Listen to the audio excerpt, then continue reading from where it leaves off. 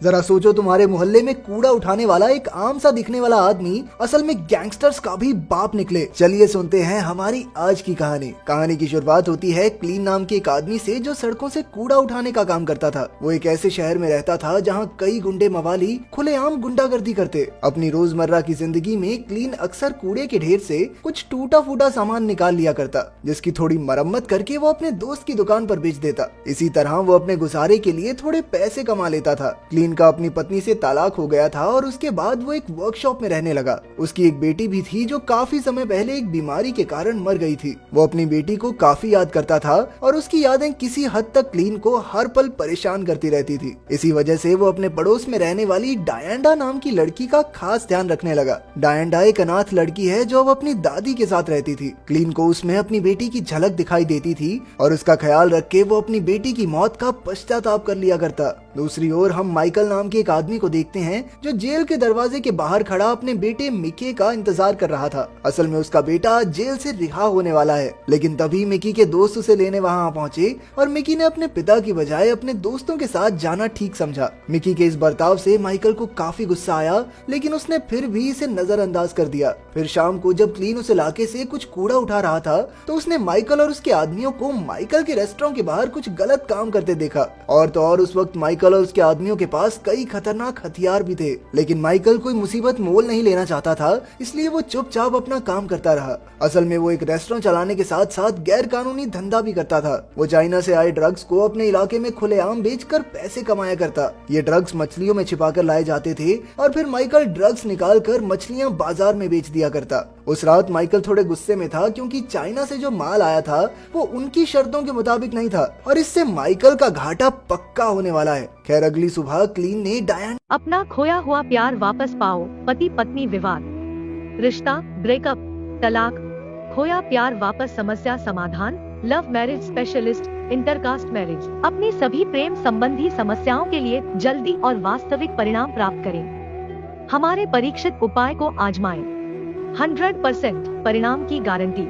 हमने 10,000 से भी ज्यादा प्रेमी जोड़ियां मिलाई है। को चलकर स्कूल जाते हुए देखा। डायंडा ने उसे बताया कि अब उनके मोहल्ले में स्कूल बस नहीं आती और उसकी दादी की गाड़ी तो खराब हो गई है, इसलिए उसे अब चलकर ही स्कूल जाना पड़ेगा। ये सुनकर क्लीन ने कहा कि वो उसे स्कूल छोड़ आएगा। वहाँ से लौटने के बाद क्लीन ने अपनी बेटी की साइकिल निकाली और डायंडा के घर के बाहर चुपके से रख दी, लेकिन डायंडा की दादी एथल ने उसे ऐसा करते हुए देख लिया और वो तुरंत घर से बाहर आ गई। उसने क्लीन से पूछा कि आखिर उसे उसकी पोती से इतना लगाव क्यों है। इस पर क्लीन ने सिर्फ इतना कहा कि इससे उसे अपनी गलती पर थोड़ा कम पछतावा होता है। ये सुनकर एथल ने कहा कि वो दिल का काफी अच्छा आदमी है। वहीं दूसरी ओर माइकल इलाके में ड्रग्स बेचने में जुटा हुआ था, लेकिन चाइना से एक बार फिर बेकार माल आने पर उसका पारा सिरे चढ़ गया। वो अपने आप पर काबू नहीं कर पाया और उसने गुस्से में कुरियर वाले को बुरी तरह पीट पीट कर मार डाला। मिकी ने ये सब अपनी आंखों के सामने देखा और अपने पिता की दरिंदगी देखकर वो वहीं का वहीं जमा रह गया। माइकल काफी खूंखार गैंगस्टर था जिससे शहर के सारे गुंडे डरते थे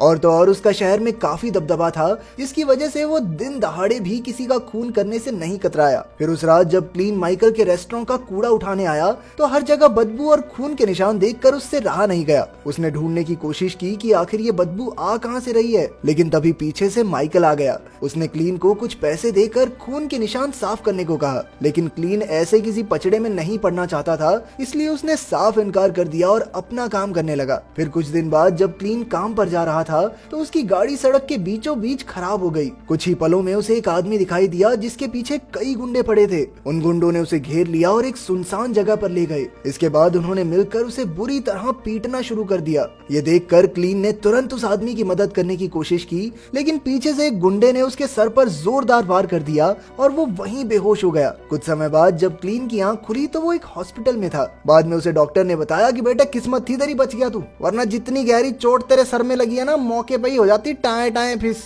फिर डॉक्टर ने उसे कुछ दिन वहीं रहकर दवाई लेने की सलाह दी, लेकिन क्लीन उठकर सीधा अपने घर चला आया। रास्ते में उसे डायंडा दिखाई दी जो कुछ लफंगे लड़कों के साथ खड़ी थी। क्लीन को उसकी फिक्र थी, इसलिए उसने डायंडा को अपने साथ घर चलने को कहा, लेकिन डायंडा ने उल्टा जवाब देते हुए कहा, देखो अंकल, आप मेरे पप्पा नहीं हो, ठीक है, तो पप्पा बनने की कोशिश भी ना करो तो अच्छा रहेगा, ओके। इसके बाद उन लफंगों ने भी क्लीन के साथ बदतमीजी करनी शुरू कर दी। हालांकि पहले डायंडा उसके साथ चलने को राजी नहीं थी, लेकिन क्लीन के साथ उनका बर्ताव देखकर वो उसकी बात मानकर उसके साथ ही घर लौट आई। उधर दूसरी ओर माइकल की अपने बेटे से बहस हो रही थी, क्योंकि मिकी को अपने बाप का बिजनेस आगे बढ़ाने से ज्यादा अपने दोस्तों के साथ गुलछर्रे उड़ाने में दिलचस्पी थी। बिजनेस आगे बढ़ाने को तो ऐसे बोल रहा है जैसे हीरे बेचता है ये। खैर माइकल इस बात से काफी गुस्सा था। फिर उनकी बहस इतनी बढ़ गई कि मिकी ने चाकू लेकर अपने बाप को धमकाया और कहने लगा कि वो अब अपने दोस्तों के खिलाफ एक शब्द और नहीं सुनेगा। उस रात मिकी अपने घर से भाग निकला। उधर क्लीन को एक खाली घर के बाहर डायंडा की साइकिल दिखाई दी। ये वही जगह थी जहां वो लफंगे लड़के अक्सर अपना अड्डा बनाकर बैठे रहते थे। जब क्लीन अंदर गया तो उसने देखा कि वो लोग डायंडा को जबरदस्ती ड्रग्स और शराब देकर उसकी इज्जत लूटने की कोशिश कर रहे थे। और तो और उन्होंने इस सब की वीडियो भी बनाई और उसे फैलाने की धमकी देने लगे। तब क्लीन ने बिना कुछ सोचे लोहे का एक औजार उठाया और उन लफंगों को पीट पीट कर उनकी हड्डी पसली एक कर दी। उन सबको पीटने के बाद क्लीन ने देखा कि माइकल का बेटा मिकी काफी ज्यादा जख्मी हो गया था, लेकिन क्लीन ने तुरंत डायंडा को उठाया और किसी को खबर लगने से पहले वहां से निकल गया। आखिरकार मिकी कई दिन तक हॉस्पिटल में रहने के बाद अपने घर वापस लौटा। जिस डॉक्टर ने उसका इलाज किया था उसने माइकल को बताया कि मिकी का शरीर तो ठीक हो जाएगा, लेकिन उसका चेहरा फिर कभी पहले जैसा नहीं हो सकेगा, क्योंकि उसके जख्म बहुत ज्यादा गहरे थे। इसे ठीक करने का बस अब एक ही तरीका था, प्लास्टिक सर्जरी। और तो और उसके वोकल कॉर्ड्स खराब हो जाने की वजह से अब मिकी कभी बोल भी नहीं पाएगा। इसलिए डॉक्टर ने तुरंत ऑपरेशन करने की सलाह दी, वरना मिकी की हालत और बिगड़ सकती है। लेकिन माइकल को तो मानो अपने बेटे की कोई परवाह नहीं थी। उसने मिकी को यूं ही तड़पने के लिए छोड़ दिया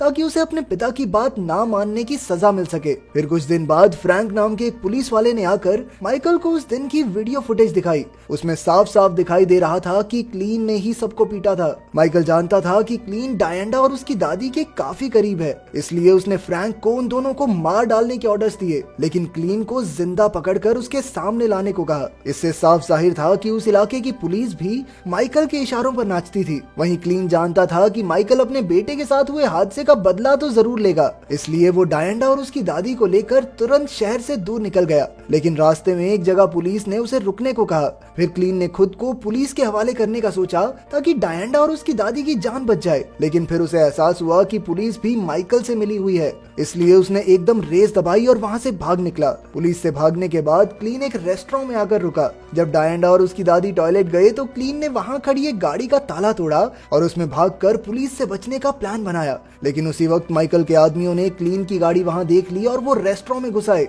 डायंडा और एथल ने भी उन्हें देख लिया था, इसलिए वो दूसरे रास्ते से वहां से निकलने की कोशिश करने लगे। उधर क्लीन भी माइकल के आदमियों को देखकर पीछे के रास्ते से अंदर आ गया। फिर अचानक उसने उन सभी गुंडों को मार गिराया और फिर डायंडा और उसकी दादी तक पहुंचा जो स्टोर में छिपी हुई थी। उन्होंने क्लीन को बड़ी सफाई से माइकल के आदमियों का सफाया करते देख लिया था, इसलिए आखिरकार क्लीन को उन्हें अपनी सच्चाई बतानी ही पड़ी। असल में वो पहले एक खूंखार सीरियल किलर हुआ करता था, लेकिन जब उसकी बेटी की मौत हो गई तो वो ये सब छोड़कर शहर से दूर आ गया। फिर उसने कूड़ा उठाने का काम शुरू कर दिया ताकि किसी को उसकी पिछली जिंदगी की खबर ना हो। खैर डायना और एथल को एक सुरक्षित जगह पर पहुंचाकर वो अपने घर से कुछ पैसे लेने आया। फिर उसने अपने दोस्त की दुकान से कुछ हथियार खरीदे जिससे वो माइकल और उसके गुंडों का सामना कर सके। फिर फ्रैंक ने माइकल को बताया कि क्लीन कोई आम इंसान नहीं बल्कि एक खूंखार कातिल है जो कुछ साल पहले तक अंडरवर्ल्ड में मौत के फरिश्ते के नाम से जाना जाता था। तभी उसे क्लीन ने फोन करके कहा कि वो जल्द ही उसका हिसाब किताब चुकता करने आ रहा है। अब माइकल का अंत करीब था, इसलिए उसने तुरंत अपने मुश्तंडों को हथियारों के साथ इकट्ठा कर लिया। उधर क्लीन भी अपने हथियार तैयार करके अपने कूड़े वाले ट्रक में माइकल के घर के लिए निकल पड़ा।